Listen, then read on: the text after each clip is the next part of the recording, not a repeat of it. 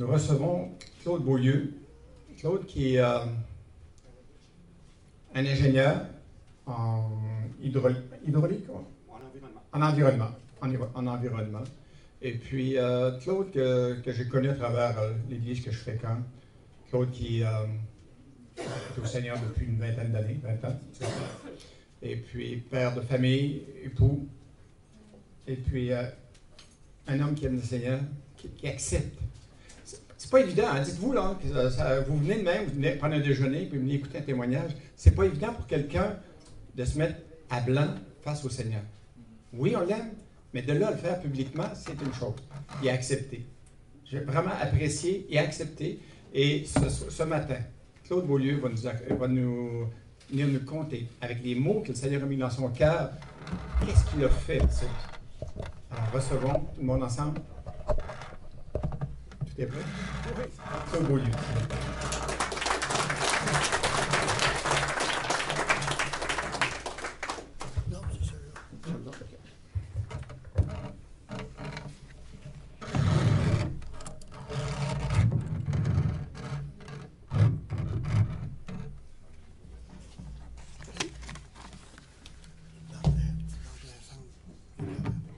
Parfait.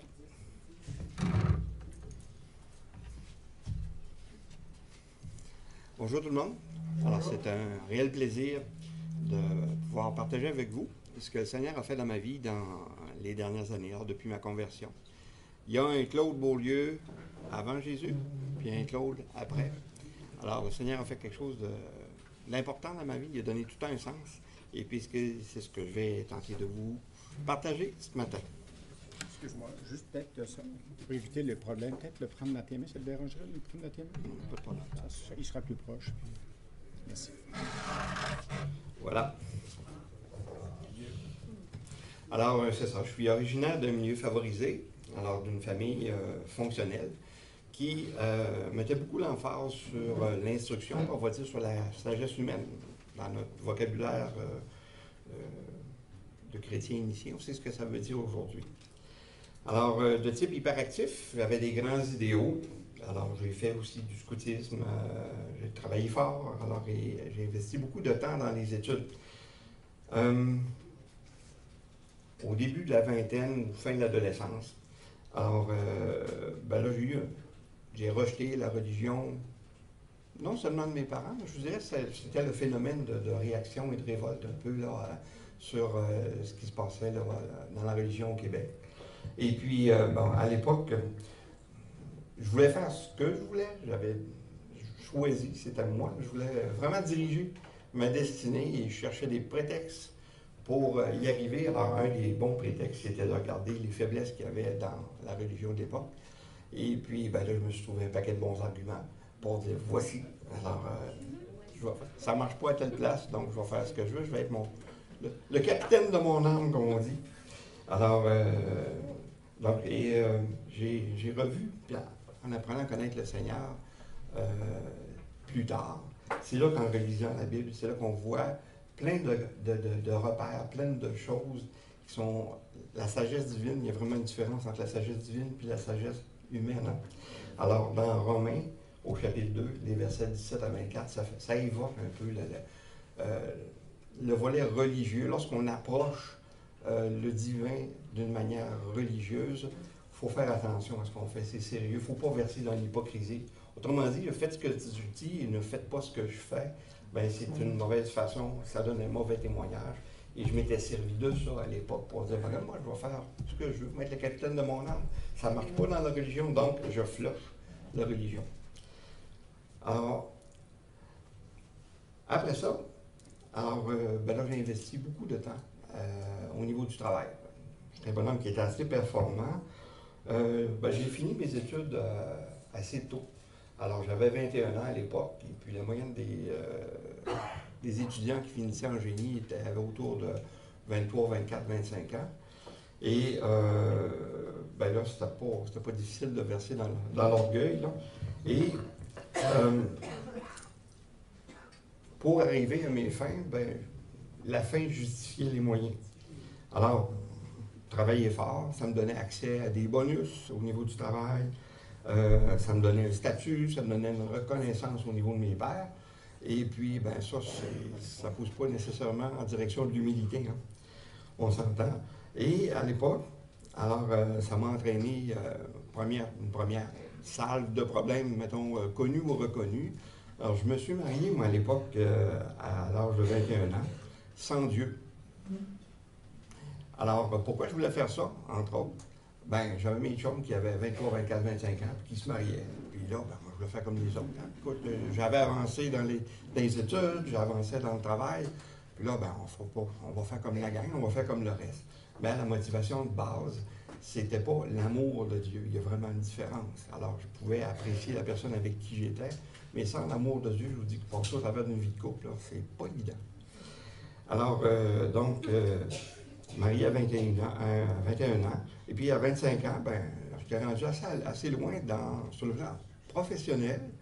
Alors, j'avais accès à pas mal d'argent, j'avais des postes de cadre, j'avais des postes de responsabilité. Puis là, ben, dans mes mauvais choix, ben là, j'ai trouvé que ma blonde du temps était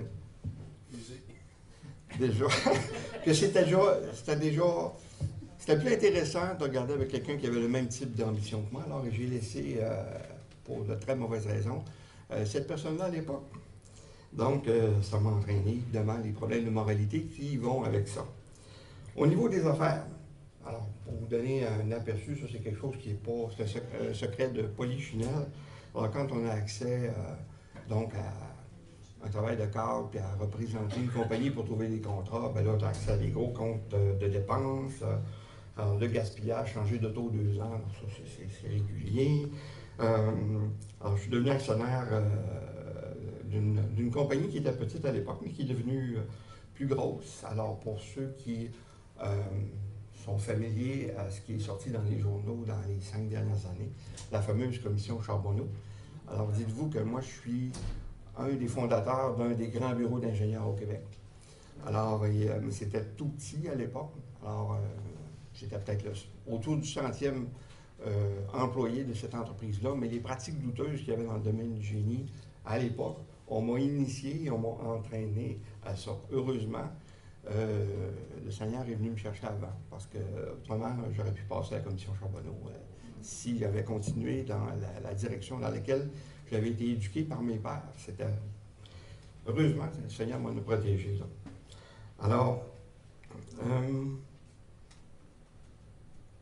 une autre parenthèse que j'aimerais amener, le fait que je travaille en environnement, alors je travaille dans le domaine des sciences et je travaille avec beaucoup de scientifiques dans tous les domaines, là, en biologie, en géologie, en géographie, en médecine, en anthropologie. Tu fais des études d'impact, tu touches à tous les aspects, en économie, en finance.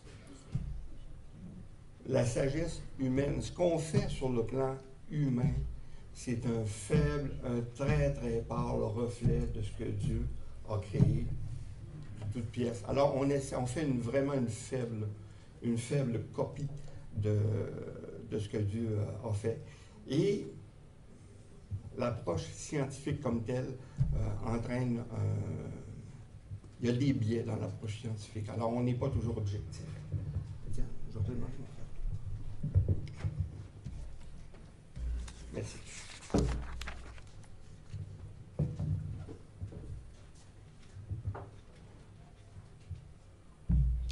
Alors, j'ai 60 ans aujourd'hui. Il y a 20 ans, la conversion. Alors, à la suite d'une maladie, j'ai eu des incertitudes face à la mort. Et puis, je pensais avoir la mangeuse de chair, la bactérie mangeuse de chair à l'époque. Alors, on n'était pas certain, mais je veux dire, les médecins diagnostiquaient ce type d'infection-là. Alors, et comme à l'époque, j'avais décroché à cause du travail de mon épouse, de ma famille. Alors, je travaillais 60-70 heures par semaine, puis des fois un peu plus. Et on était sur le point de se séparer. On était conjoints de fait, on n'était pas mariés. Et puis, là, je trouvais que ma vie était insensée. Alors là, il y a eu comme une pause d'image, là. Et j'ai été obligé d'arrêter puis de regarder c'était quoi le sens à ma vie. Alors, et honnêtement, là, avec les ambitions que j'avais quand j'avais 20 ans, là, j'étais vraiment déçu. Ça faisait 20 ans que j'étais sur le marché du travail. Ça faisait 20 ans que j'avançais dans la vie, là, j'étais déçu de ce que j'étais devenu. Vraiment déçu, là. Là, je vous le dis, ça a l'air superficiel, mais quand tu fais une prise de conscience à ce niveau-là, en dedans, là, tu te dis, arc, je suis vraiment pas fier de moi. Alors, j'avais des belles ambitions, j'avais des belles espérances, et au bout de la ligne, ben, la nature humaine étant ce qu'elle est, ben, j'étais pas content. Alors, j'étais vraiment malheureux. Alors, et là, j'ai été convaincu que de mes propres forces, je ne pourrais jamais, jamais arriver tout seul à m'en sortir. Et puis, ben, j'ai eu le bonheur à ce moment-là d'avoir un beau-frère qui, pendant 7 ans, est venu nous voir, nous visitait une fois par année, il nous avait donné une Bible. Alors, comme j'avais été malade, j'étais à l'hôpital, ben, j'ai dit à mon épouse, gardienne, m'apporterais-tu la Bible? Je suis dans les couloirs là, à attendre, et puis j'aimerais ça la lire. Alors, ça a commencé à toucher mon cœur, ça a commencé à changer les choses. Et alors, à la suite de ça, ça a pris quand même un certain temps, là. Il y a eu un début de changement dans mon comportement, mais je vous dirais que c'est à peu près 1 an, 1 an et demi après, où là, la conversion est arrivée. Il y a eu la conviction et là, une prise de décision, alors un engagement à dire je veux changer de vie, et je veux vraiment qu'il se passe quelque chose. Ce phénomène qu'on appelle la nouvelle naissance.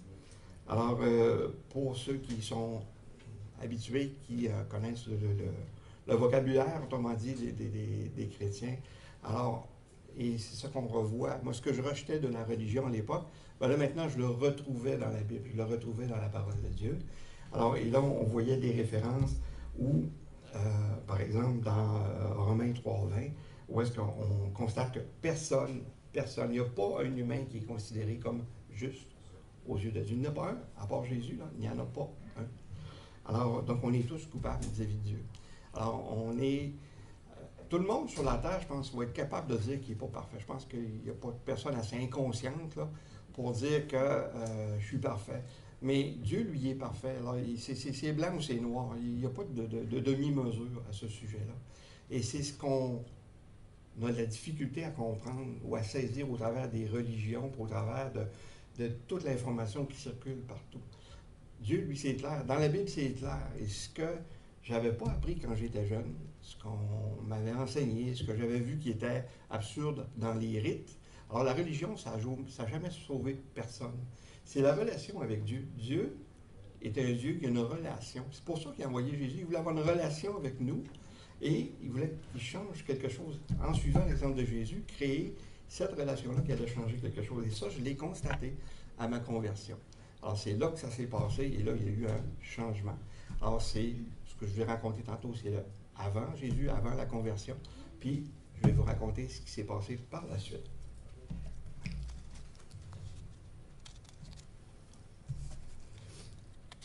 Au début de la transformation, factuellement, alors on a été bénis. Il y a eu quelque chose quand même de particulier qui s'est passé.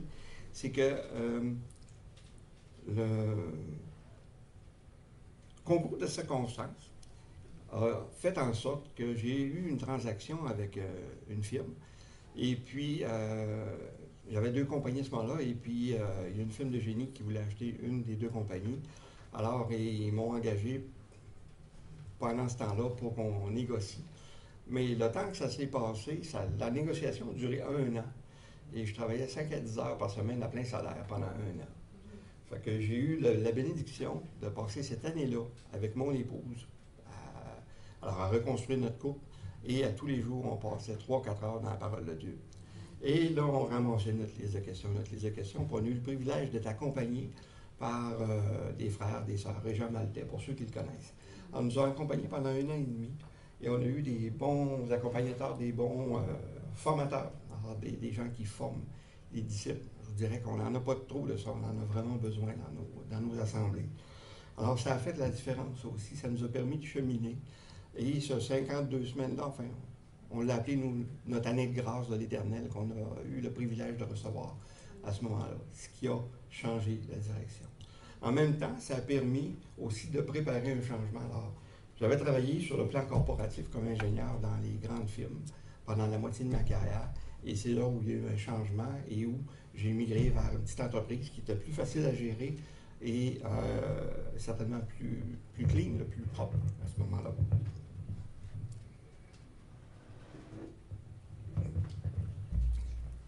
Alors, donc on regarde la vérité en face, on regarde ce qui ne va pas. Alors, constate, les prises de conscience, c'est qu'est-ce qui ne fonctionne pas avec la religion, qu'est-ce qui ne fonctionne pas dans le domaine des affaires. On regarde la société autour avec la politique et tout ça.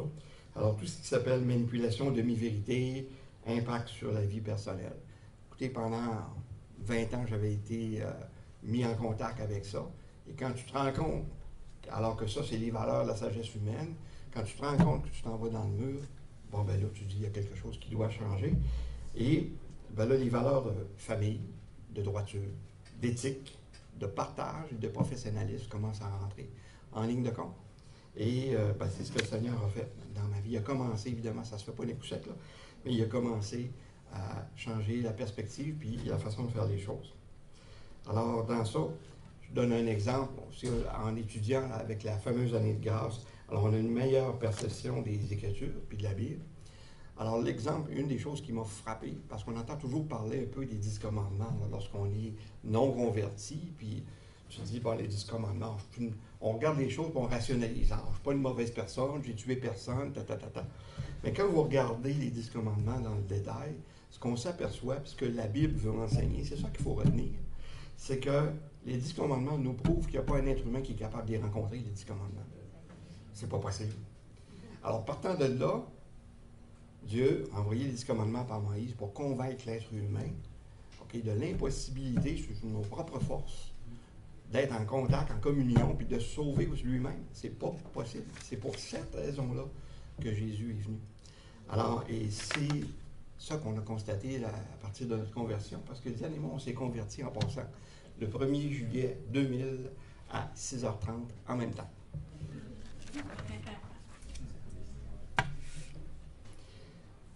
Par la suite, alors, ça a entraîné des changements. Alors, quelles sont les actions de Dieu alors, dans ma vie, dans notre vie? D'abord, alors, je travaillais des semaines de fou, alors, auparavant. Alors, dans l'ancienne vie, je travaillais 60-70 heures.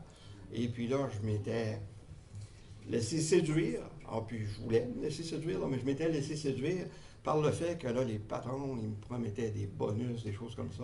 Fait que je faisais 10 000 $ de bonus pour doubler mon horaire de travail. Fait que, autrement dit, si je gagnais, mettons, 25 ou 30 $ l'heure, ben là, je me ramenais à 5 $ l'heure en bonus parce que je doublais mon horaire.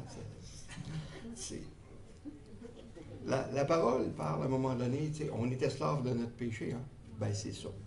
Alors, on se lie nous-mêmes, on se met nous-mêmes en difficulté et on se pense libre. Donc, ben, ce qui s'est passé dans les faits, en partant à mon compte, c'est que mon horaire de travail s'est ramené à quelque chose de plus raisonnable. Alors, une trentaine d'heures par semaine. Donc, la moitié moins. Et puis, le Seigneur a permis qu'en étant à mon compte, ben, j'ai pu facturer plus cher. Fait qu'au bout de la ligne, je gagnais plus cher en travaillant 2 fois moins. C'est toute une bénédiction. Ça, c'est une réalité. Puis ça fait 20 ans qu'on vit de ça. Alors, c'était vraiment une bénédiction. Une autre chose qu'on a pu observer dans ça, évidemment, comme notre couple était affecté par les problèmes en lien avec la disponibilité à cause du travail, bien là, il y a eu une implication graduelle de mon épouse dans mes activités de travail. Alors, en étant à mon compte, bien là, j'avais besoin de quelqu'un qui m'aidait à gérer mon agenda et puis qui m'aidait à gérer un ensemble de paramètres, autrement dit, pour l'entreprise. Gérer tout. Fait que Germaine est arrivée dans la compagnie.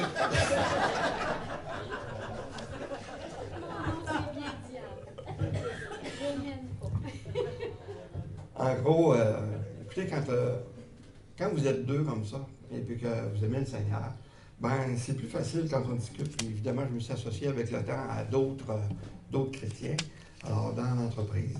Et puis, ben là, vous choisissez à la longue vos partenaires, alors qui vont vous entraîner dans des choses qui sont plus droites.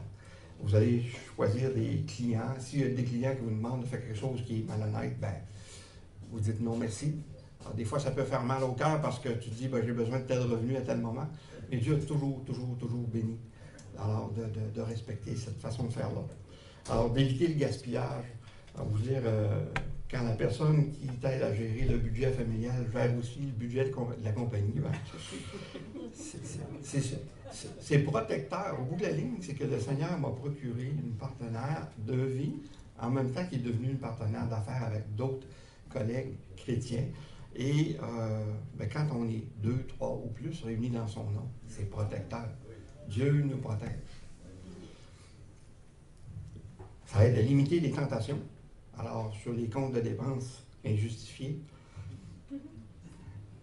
Diane a géré la scène. Elle sait même ce que je mange dans tous les repas, tous les restaurants. Fait que si je me laisse aller là, sur la qualité de la nourriture, je le sais. En plus, ça nous protège en étant réunis ensemble puis en ayant une conscience plus droite. Alors, éviter la surfacturation, je peux vous dire que dans les grands bureaux, je ne gênais pas. Je peux vous dire que dans les grands bureaux, là, aller déjeuner au Château Frontenac, ça arrivait souvent. OK? Amener un client souper dans des grands restaurants à 700 à 1000 $ le repas, là. Alors, pour quelques personnes, pour 3, 4 personnes, c'était quelque chose qui était régulier. C'est quelque chose que vous voyez régulièrement, qu'on a vu régulièrement. C'est connu de tout le monde. On ne le dit pas souvent, mais c'est connu de tout le monde. La commission Charbonneau a permis de faire ressortir. Ça, c'est des mineries, ça. Mais quand vous faites le cumul de toutes ces dépenses-là injustifiées, ça n'en finit plus de monter les coûts d'administration de la compagnie, les coûts de développement.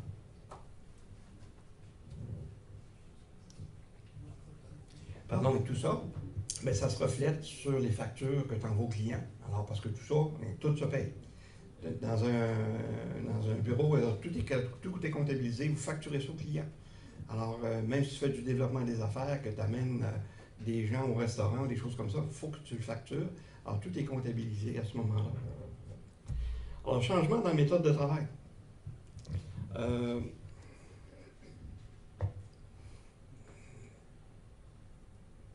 Je vais faire attention à ce que je vais dire.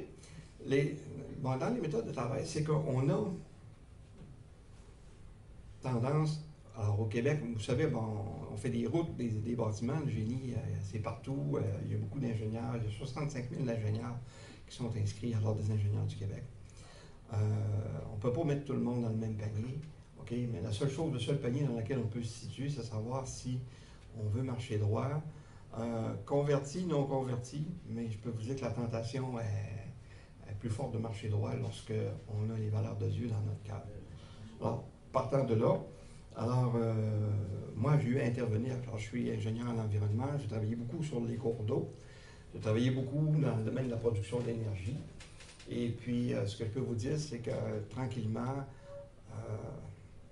j'ai été amené à faire des conférences, puis à faire des présentations auprès des villes, auprès des groupes environnementaux, pour favoriser une meilleure répartition de la richesse. Alors, il y avait une démonstration qui était faite. Le gouvernement voulait, ou les gouvernements, différents partis politiques voulaient créer des programmes de production d'énergie en vue de favoriser ce qu'ils appelaient le développement régional. Au bout de la ligne, la façon dont ça s'est fait, c'est que 98% de l'argent dans les premiers programmes sortait de la région et s'en allait dans les poches des compagnies privées ou des bureaux de finances. Alors, quand vous avez une formation, comme je vous dis, dans le domaine dans lequel je travaille, c'est une formation en finance, en génie, en environnement, et tu intègres toutes sortes de professions.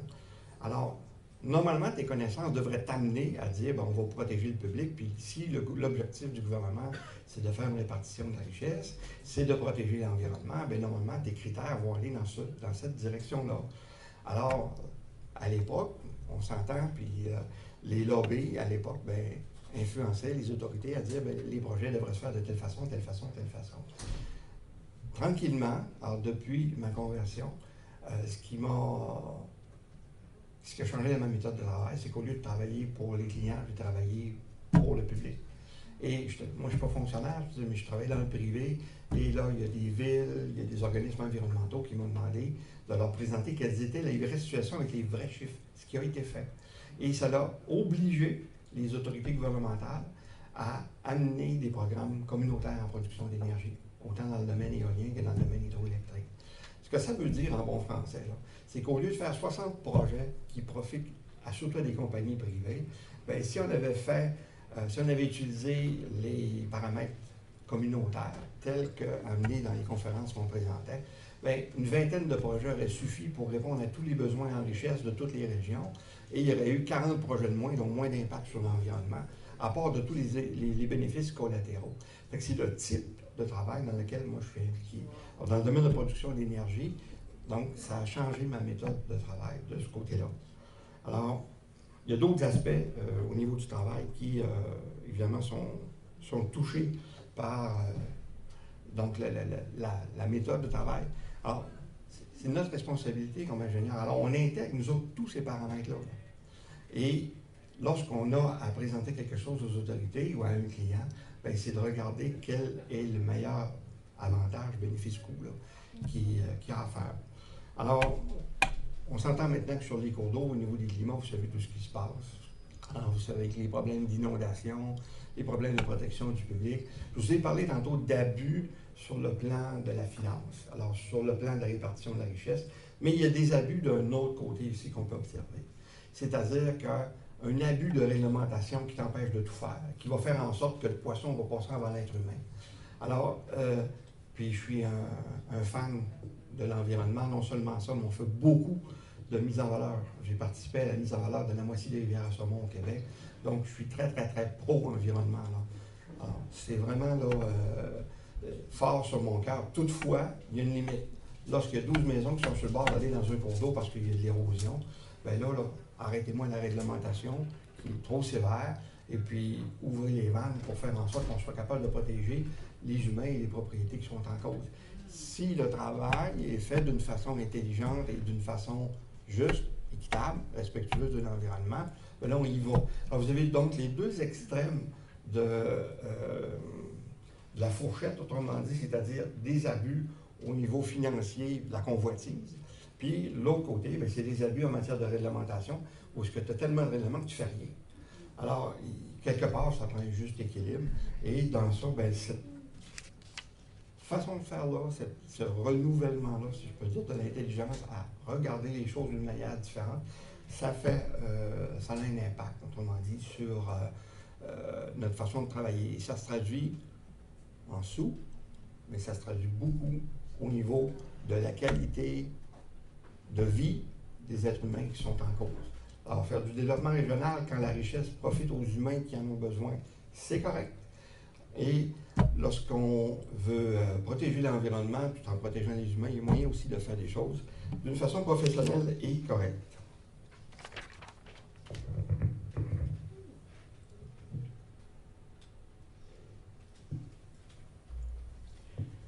Parmi les choses qui ont changé les méthodes de travail dans ma profession, alors le partage des connaissances.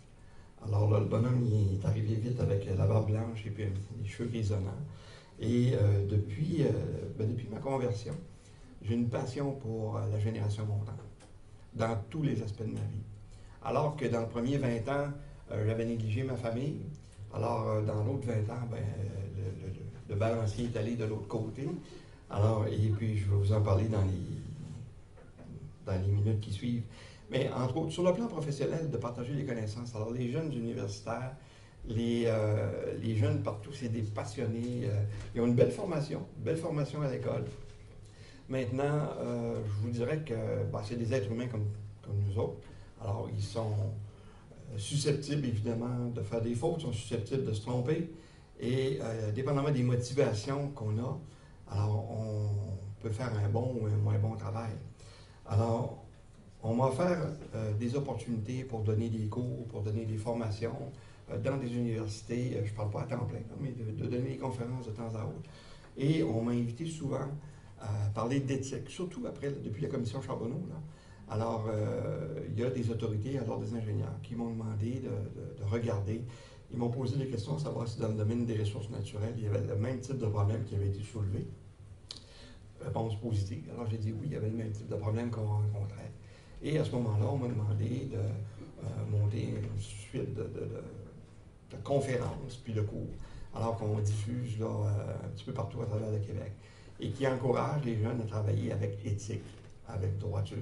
Puis quand on parle d'éthique et de droiture, ben là, on approche du Seigneur. Alors, je peux vous dire qu'il y a eu, j'ai été appelé comme témoin expert dans différents dossiers, mais j'ai été aussi appelé à régler des litiges que même moi ou ma compagnie, on vivait. Alors, avec d'autres firmes, avec d'autres bureaux d'ingénieurs. Et puis, ces gens-là, ben, avec la réforme qui s'est passée suite à Charbonneau, il y a eu plein de monde qui ont été nommés conseillers en éthique. Et j'ai eu à rencontrer plein de gens comme ça. Et les gens, à force de parler, après 3, 4, 5 réunions avec eux, ils disaient, ben écoute, tes cours en éthique, t'es au prio. Là, j'ai sorti ma Bible. C'est ma Bible. Alors, et puis, non, c'est assez extraordinaire. On va faire une petite parenthèse. Je pense que j'ai assez de temps pour faire cette parenthèse-là. Comme scientifique, là, on a toutes sortes de prétentions. Hein. On a fait des découvertes sur l'ADN, on a fait des découvertes sur c'est quoi, mais c'est parce que ça existait déjà. Là. On a découvert quelque chose que Dieu a déjà fait. OK? Puis là, on se pète les bretelles en disant on a découvert ci, on a découvert ça, avec tout le biais qui est en arrière. Et c'est ça que je vous parle de connaissances. Là. Je travaille régulièrement avec des gens qui ont des doctorats, des maîtrises dans toutes sortes de domaines de la science, en physique, en biologie, comme je dis, dans le domaine médical. Je ne prétends pas tout connaître, mais ce que je peux vous dire, c'est qu'on fréquente ensemble, dans cette communauté-là, plein de gens qui ont un paquet de connaissances, mais avec un paquet de limites. Parce qu'à la fin des doctorats, à la fin des maîtrises, les gens, ils doivent vivre. Hein? Fait qu'il faut que tu soulèves une question pour avoir un autre budget pour continuer ta recherche, puis ta recherche, puis ta recherche. Puis si tu veux passer 35 ans de vie dans telle spécialité, ben, tu as besoin de trouver des questions. Or, il y a beaucoup de réponses réelles dans la vraie vie qui sont déjà dans la parole. Moi, juste vous donner un petit exemple. On fait beaucoup de recherches dans le domaine de la médecine. Alors, et on cherche toutes sortes de choses pour toutes sortes de mots. Alors, les gens qui sont pris avec des maladies cardiaques, des gens qui sont pris avec du diabète. Et puis là, il y a eu plein de recherches, il y a eu plein d'études, beaucoup de médicaments qui sont sortis. Puis là, ben, nos savants chercheurs alors, viennent, et je nous inclus là, dans la communauté scientifique, viennent de découvrir les bienfaits du jeûne. Pas de faire. Ça fait des millénaires que c'est connu. Allez chercher maintenant ceux qui ont des problèmes, des vrais problèmes, là. Maladie cardiaque, des vrais problèmes avec le diabète. Regardez, faites des recherches du côté du jeûne intermittent. Regardez, demandez à votre médecin. Je ne me substitue pas au médecin, c'est pas ça, pas en tout que je veux faire. Je veux juste vous dire qu'on réinvente souvent la roue sur la prétention qu'on a d'avoir des études universitaires ou encore d'avoir des positions ou du pouvoir. Okay? Alors, il faut faire attention à ça. Ça influence même nos lois, ça influence notre façon de faire les choses. Un autre exemple, dernière parenthèse que je veux faire qui va dans cette direction-là. J'ai 60 ans. Quand j'avais 1 an, on était autour de 1 milliard, 1,5 milliard sur la planète. On est 5 à 6 fois plus maintenant. En sciences de l'environnement, quand on voit des choses de cette façon-là, il y a de quoi s'inquiéter. Parce que les courbes exponentielles dans une génération, là, au niveau biologique, ça finit souvent mal. Alors, c'est normal de s'attendre d'avoir des cataclysmes, d'avoir des maladies, d'avoir des problèmes de surpopulation. Écoutez, on sait déjà, on n'a pas de contrôle sur la population, on n'a pas de contrôle sur notre environnement, on n'a pas de contrôle sur notre économie, mais on prétend qu'on contrôle la planète. Là, la planète est en train de réagir. Okay? Donc, du haut de notre prétention comme être humain, on n'a pas à se cacher et avoir honte de dire « je crois en Jésus ». Parce que ce qui est dans le contenu biblique, ça fait du sens. Le gros bon sens, il est là. Et ça dépasse bien des diplômes. Okay? Alors, ayons confiance dans ça. Et au niveau du contenu de la parole, donc la sagesse divine qu'on y puise en méditant notre parole régulièrement, c'est du bon ça. Alors, et lorsqu'on est inquiet, allons se réfugier en parole et laissons-nous inspirer suite à nos prières. Puis vous allez voir qu'il y a bien des sagesses humaines qui vont débarquer sur la base de ce que le Saint-Esprit va nous amener. Alors, on est corps, âme et esprit. Alors, laissons-nous inspirer par l'Esprit Saint et on va voir des belles choses.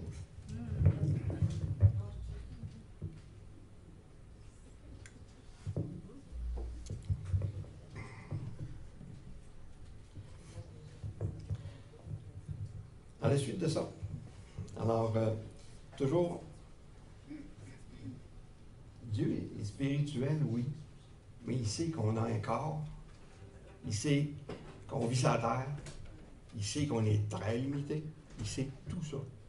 Alors, le contenu biblique, le contenu de la parole de Dieu, se transforme en vie, se transforme en action concrète au quotidien. Je vous ai parlé tantôt, évidemment, de la suractivité sur le plan professionnel, mais ça nous a permis, Diane et à moi, de se libérer du temps pour avoir du partage dans la communauté. Et ça aussi, ça contribue à donner le sens à la vie, parce que la vie, c'est pas juste la job, OK, la famille, c'est correct, mais quelle contribution, comment est-ce qu'on redonne autour de nous autres? Alors oui, au travers des actions au quotidien. Dans notre famille, il faut qu'on change tranquillement nos attitudes, c'est tout un combat, mais au travail, même combat, et de quelle façon dans nos communautés, puis dans la vie de tous les jours, on est capable de redonner ce qu'on a reçu ou ce qu'on reçoit. Alors, il y a des portes qui sont ouvertes via les églises qu'on fréquente. Alors, il y a plein de belles choses qui se sont passées. Donc, Diane et moi, on s'est impliqués 1 an après notre conversion. Il y a un groupe de scouts qu'on appelle les Aventuriers à notre église, et puis on y a participé pendant une quinzaine d'années. Il y a 350 jeunes qui en ont bénéficié, et je vous dirais que je ne l'oublierai jamais. Alors, parmi les plus beaux moments, je le prends tout le temps, je radote en disant ça, là, mais pour ceux qui l'ont vécu, ils sont tannés de l'entendre, mais moi, pour moi, c'est un plaisir renouvelé. Couchez-vous dans la neige, là, quand vous avez 40, 45, 50 ans, là, puis ayez un enfant de 8 ans en avant de vous, là, puis montrez-lui à faire un feu. Demandez à ma belle-fille Andréane. OK? Alors, évidemment, à mes fils, à ma famille. Alors, on a tous vécu ça, mais on a pu le transmettre à d'autres qui l'ont transmis à d'autres. Et là, avec le temps, je veux dire, ça produit des fruits, des choses qui sont intéressantes. Alors, dans le cas de ce qui est arrivé avec cette expérience-là, on a eu le privilège de connaître des jeunes, puis ces jeunes-là, pour ceux qui sont restés dans l'église, ils se promènent à Eva, ils se promènent à Chauveau, ils se promènent dans différentes églises. C'est toujours un plaisir renouvelé de les voir, puis même lorsqu'ils ont laissé les voies de Dieu, lorsqu'ils sont éloignés, puis que tu les trouves en ville, ils vont traverser la rue pour venir te voir parce qu'ils se souviennent du temps que tu as passé, de qualité avec eux autres. Alors, si ça arrive avec des jeunes que tu as vus à temps partiel pendant 25 réunions par année, pendant 4 ans, alors, et que ça laisse une marque comme ça, il y a quelque chose de qualité, il y a une qualité de communication là, qui est significative. Et quand on en voit le fruit, nous autres, Diane et moi, on est bénis. Alors, parce qu'Andréane, qui était dans nos aventurières avec Frédéric, mon fils, ils sont mariés. Alors, et puis c'est eux autres qui ont pris notre suite aux aventuriers, puis on en est bientôt. Il y a eu plein de belles aventures, autrement dit, avec ça. Alors, le plein air, puis tout ce qui touche, évidemment, ce ministère-là, ou cette activité-là. Et alors, on est bien heureux d'avoir partagé ça. À peu près dans la même période, alors on s'est impliqué sur le conseil d'administration de Défi Jeunesse Québec. Alors, Défi Jeunesse qui est une maison qui vient en aide à des gens qui ont des problèmes. On l'appelle maintenant une maison de ressourcement spirituel.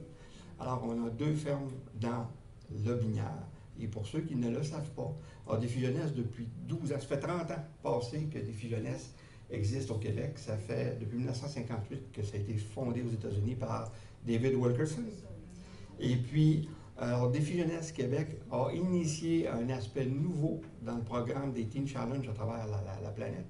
C'est le projet qu'on appelle Moissonneur solidaire. Alors, pour ceux qui ne le connaissent pas, c'est qu'on a 2 fermes qui sont exploitées, qui produisent 4,5 millions de portions de légumes par année, qui sont données aux 14 plus grosses banques alimentaires au Québec, et ça depuis 12 ans. Alors, il y a, mettons, en moyenne, 10-15 étudiants à Défi Jeunesse qui s'occupent du quotidien, si je peux dire, sur la ferme. Il y a tous les bénévoles qui sont à s'occuper des opérations de la ferme. Mais il y a au-delà de 2000 personnes à chaque année qui viennent faire de récolte et qui viennent remplir on a des gros frigos maintenant à Défi, qui viennent remplir les frigos, et on relâche 50 000 livres par année jusqu'au mois d'avril. Alors, pour desservir les banques alimentaires, c'est un projet qui a fait la Semaine verte, qui a fait TVA, il a été vu à la télévision à beaucoup d'endroits. Alors, on est béni de participer à un projet comme ça, et on espère que ça va continuer de grandir puis de prospérer.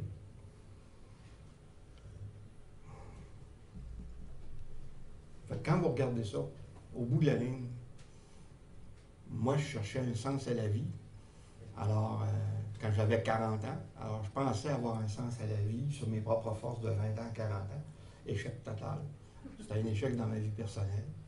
c'est avec un divorce. C'est un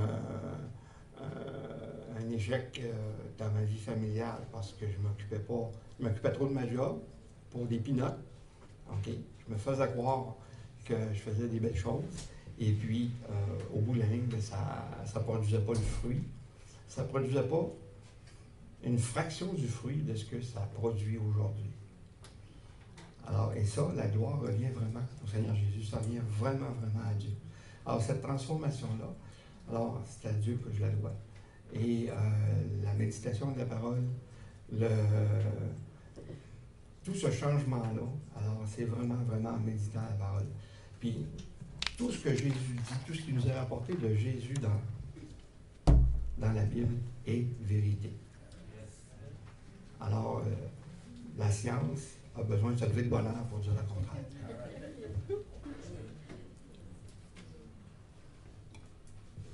Je mets un bémol. La science a besoin de se lever de bonheur pour dire le contraire, mais il faut faire attention dans la religiosité aussi.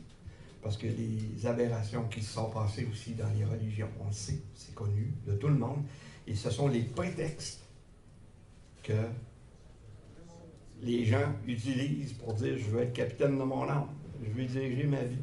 Et on passe à côté de quelque chose qui est important, de notre relation avec Dieu, qui lui va nous recentrer sur ce que lui veut pour nous autres. Parce qu'il veut des plus belles choses pour nous autres que ce que nous autres on peut même espérer. Alors ça s'est traduit partout, partout. En étant en affaires, j'aurais pu faire faillite 10 fois. Dieu a toujours pris soin. On a toujours eu les contrats. On a du travail qui est intéressant, des contrats qui sont intéressants. On ne fait pas des fortunes, mais on gagne bien notre vie. Alors, dans le processus de transformation, alors ce processus-là qui est progressif, alors pour tous ceux qui connaissent le Seigneur, son sacrifice, le sacrifice de Jésus, Jésus a choisi de mourir sur la croix pour nous sauver. Et c'est son sacrifice qui couvre nos fautes. Maintenant, on sait très bien qu'on en a commis, qu'on va en commettre des fautes. Mais on est dans un processus alors de purification, je peux dire, tout au long de notre vie. Et le sacrifice de Jésus, c'est ce cadeau-là qu'on accepte, qui nous couvre, dans la mesure où on prouve, nous, qu'on veut le suivre, puis qu'on veut se laisser transformer. Et ça porte vraiment, vraiment du fruit. Fait qu'on est béni à ce moment-là, et on a l'assurance de ce qu'on appelle le salut. On a l'assurance d'être sauvé à ce moment-là. Ça donne toute une autre dimension que lorsqu'on regarde comme ingénieur, comme biologiste ou comme scientifique, la dimension finie de la vie, dire au bout de 70-80 ans, là, c'est fini, je m'envoie en 4 planches ou encore en poussière quelque part, ça s'arrête là. Il y a un après. J'en suis persuadé, même si j'ai une formation scientifique, j'en ai maintenant une conviction, alors que c'est une réalité qui est mesurable. On a juste à regarder ce qui est en arrière, ce que Dieu a fait. On a juste à regarder ce qui est au présent, ce qu'il fait. Et ça prouve qu'il est là. Alors, on peut être encouragé dans cette direction-là. Je vais utiliser les quelques minutes qui me restent pour justement parler du processus. Alors, lorsqu'on est converti, c'est un processus qui est progressif. Alors, lorsque les gens nous regardent, alors comme chrétiens, puis pour ceux qui ne sont pas convertis, bien, soyez convaincus qu'on est des gens ordinaires et qu'on va se tromper. Qu'on va dire encore quelques mensonges, puis qu'on va agir de travers. Mais ce qui va changer dans notre attitude, c'est qu'on va demander pardon. On va essayer de réparer. Okay? Et on va, de gloire en gloire, c'est-à-dire d'étape en étape, de victoire en victoire, on va se laisser transformer tout au long de notre vie. Il nous reste 2 jours, 10 ans, 50 ans, 70 ans à vivre. Alors, dans ce processus-là, quand on embarque dedans, c'est comme ça que ça se passe. C'est une belle progression, c'est un bel encouragement pour tout le monde. Alors, si vous connaissez ou vous avez à connaître des chrétiens, sachez que ça se passe un petit peu comme ça. Ça part du choix avec Jésus et qu'on se laisse transformer tout au long. Alors, pour ça, Paul disait, alors dans 2 Timothée 4, 7, alors l'apôtre Paul nous encourage en disant qu'il vit le bon combat. Alors, et puis, un autre verset que j'ai retenu, dans Romains 7, 19, alors je fais le mal que je ne veux pas, puis je ne fais pas le bien que je voudrais. Dans les Écritures, on trouve des références qui nous disent, hey, c'est pas parce que tu es devenu chrétien que tu es le parfait, là. Alors, les religieux, comme les non-chrétiens, vont utiliser nos fautes pour nous ramasser et pour discréditer notre Dieu. C'est plate, ça, c'est notre...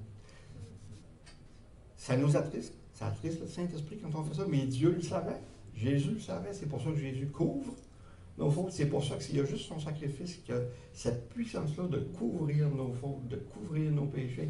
Et au fur et à mesure qu'on avance, alors de progresser. Donc, le chemin du salut part avec Jésus, ça se continue, et ça mène à la vie éternelle. Ça, c'est une belle promesse.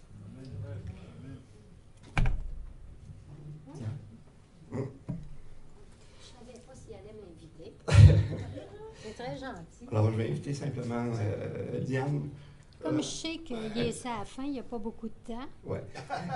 C'est un petit peu comme, je dirais, témoin de moralité. Non, je voudrais simplement qu'elle partage quelques mots sur la véracité de ce qui s'est passé dans notre vie. Alors, elle en a été la témoin au premier plan. Alors, de prendre une minute, puis après ça, si vous le permettez, on pourra clôturer en prière. Tu peux-tu me le tenir? J'ai besoin de mes 2 mains. Oh. Parce que je vais faire ça bien vite. Je pourrais parler 1 heure aussi. Mais pas trop proche. En premier, je veux faire ça à Dieu. Je veux en fait, c'est gloire à Dieu pour tout ce qu'il a fait dans notre vie de famille. Et l'autre chose, c'est comme ça. Vous allez comprendre que dans cette main-là, c'est la bague de mariée, quand on s'est marié. Et ça, je suis liée pour toujours à cet homme merveilleux. Désolée, petite émotion. Puis l'autre main, en fait, c'est que quand on s'est marié, c'est un genre d'ingénieur. Il me l'a remis parce que sa carrière passe après. C'est Dieu en premier, sa femme, sa famille. Et ça a tellement mis un ordre divin dans notre vie que je prie pour tous les couples, pour que Dieu les lie ensemble et qu'ils fonctionnent avec le Seigneur Jésus. C'est Seigneur Jésus en avant, nous en arrière. Alors, soyez tous bénis, les conjoints, les gens seuls, qui puissent trouver un homme de Dieu pour les femmes et une femme de Dieu pour les hommes seuls. Écoutez, c'est pas une vie plate en tout cas. C'est une vie vraiment excitante. Et je bénis tous ceux qui peuvent être remplis du Saint-Esprit et de ce que Dieu a à leur apporter. Parce que sans Dieu, c'est pas une vie. Alors, soyez bénis. Merci d'être là. On apprécie.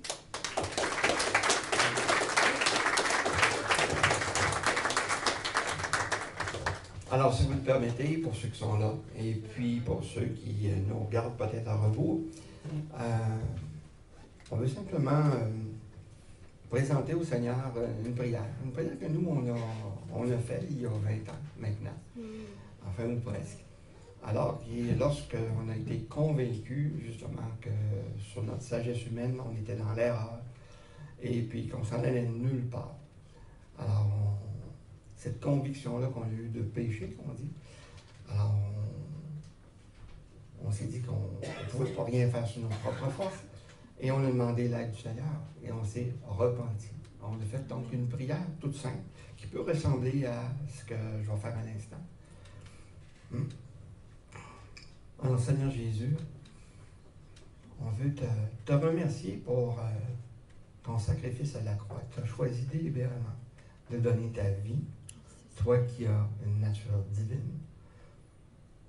Tu as vraiment choisi de t'abaisser au niveau de ta créature et de nous faire ce cadeau-là de la vie en abondance.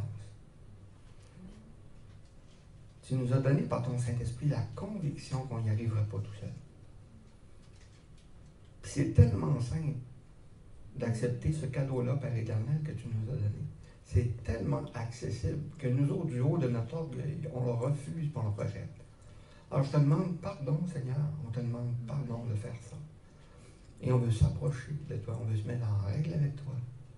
Et on te demande vraiment de rentrer dans notre vie, que ton Saint-Esprit nous dirige et que tu nous guides pour ce qui nous reste de temps à partager avec toi.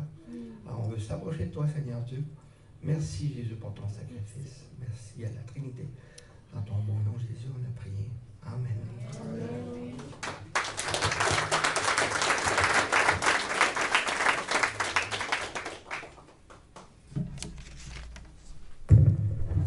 Il me reste une minute. Merci, Claude. Alors, je sais que tu es au diapason. Je le savais, je fais un pied sur toi, je suis convaincu. Merci, merci Seigneur, surtout pour ce beau témoignage. Merci de l'avoir, de l'avoir vraiment guidé, de l'avoir tout au cours de ces 20 ans, mais encore une fois, au cours de cet avant-midi. Alors, merci beaucoup, Claude. Vraiment très, très intéressant. Et ça prouve encore une fois qu'à travers chaque chrétien, le Seigneur a une touche personnelle. Pour toi, c'était ça. Pour toi, c'était ça. Pour votre couple, c'était ça. Et ça ne veut pas dire que c'est la même chose pour tout le monde. Le Seigneur, il est unique. Il vous a fait unique, il est unique.